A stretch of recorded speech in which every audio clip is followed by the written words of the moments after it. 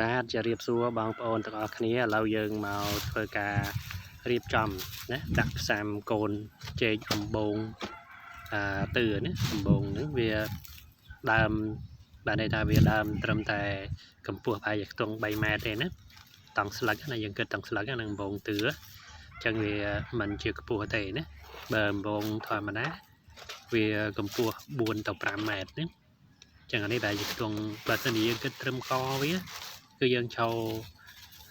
កាច់តយងកាច់ផ្លែកាច់អីបានណាឥឡូវខ្ញុំធ្វើការជីកបាន5កូនហើយយើងធ្វើការយកទឹកមកហើយយើងយកទឹកមកយើងអាចទឹកហ្នឹងយើងអាចលាយកបោក៏បានដែរណាតែខ្ញុំអត់ទាន់លាយឥឡូវខ្ញុំចិត្តនេះសិនណាខ្ញុំចិត្តកូនសម្អាតវាសិនណាចឹងនេះកូនចេញបងយើងចាត់សម្អាតដីហើយចាត់សម្អាតឫសឲ្យស្អាតណាបងប្អូនចឹងយើងចាត់ទៅណាធ្វើការចាត់វាឫសដែលដើមវាហ្នឹងគឺយើងចាត់ឲ្យស្អាតហើយយើងចាត់ដីណារៀបចំវាឲ្យស្អាតតែយើងចាត់ធ្វើដូចយើងចាត់មើមត្រាវមើមអីចឹងណាបងប្អូនចាត់សម្អាតវាហ្នឹងមកណាប៉ុន្តែយើងមិនចាំបាច់ចាត់សម្បកវាក៏បានដែរណាយើងចាត់វាអញ្ចឹងមកហើយស្មែងសម្ាញអីយើងធ្វើការបកសម្អាតវាឲ្យស្អាតណាបងប្អូនហើយយើងត្រួយវាយើងអាចនេះទៅហើយយើងដាក់ត្រាំទឹកវាមកចានេះតូចជាងគេនេះយើងជីកមកតូចមែនតែនដោយសារជីកទៅប៉ះវា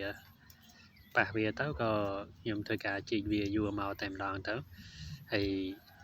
ជីកទៅវាដាច់តិចទៅណា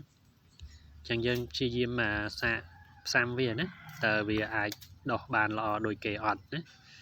យើងធ្វើការបកសម្អាតវាដូចយើងបកត្រាវអញ្ចឹងណាបងប្អូនត្រាវយើងរំលីងដូចត្រាវអញ្ចឹងណា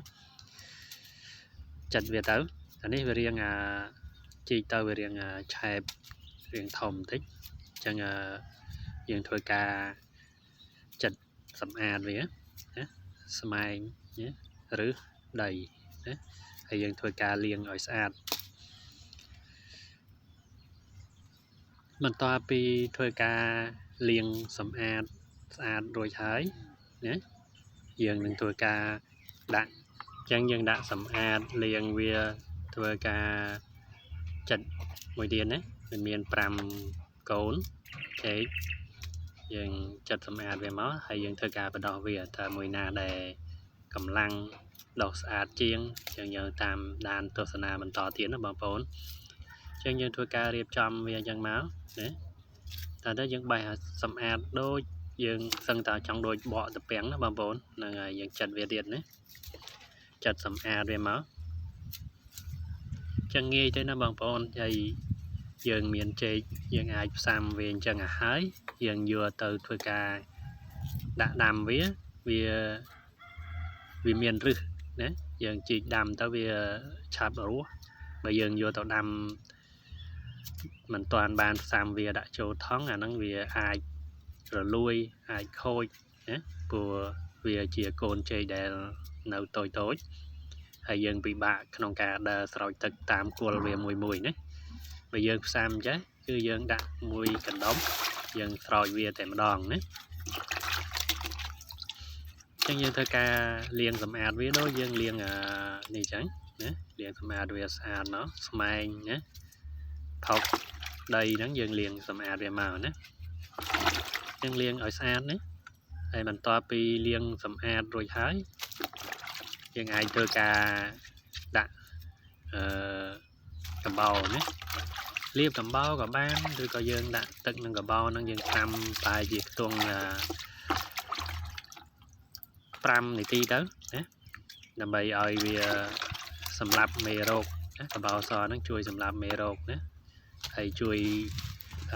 ការលូតលាស់របស់ចេកហ្នឹងបានល្អណាបងប្អូនហ្នឹងហើយយើងដាក់កំបោរមួយក្តាប់ចឹងមកណាយើងលាបអញ្ចឹងក៏បានដែរណាបងប្អូន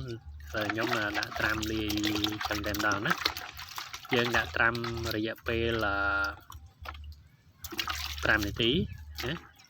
យើងអាច ធ្វើការស្រង់សម្រស់វាណាសម្រាប់វាຕົកទៅយើងធ្វើការរកដីណាយកដីមកដីដែលមានជីជាតិនឹងមកយើងធ្វើការដាក់វាចូលថង់ចឹងនៅក្នុងនេះយើងត្រាំបានរយៈពេល15 នាទីរួចហើយយើងធ្វើការស្រង់វាចេញណាស្រង់ឲ្យសម្អាតវាមកណាសម្អាតដូចតែយើងលាងត្រពាំងលាងត្រាវលាងអីដូចគ្នាអញ្ចឹងណាបងប្អូនហើយ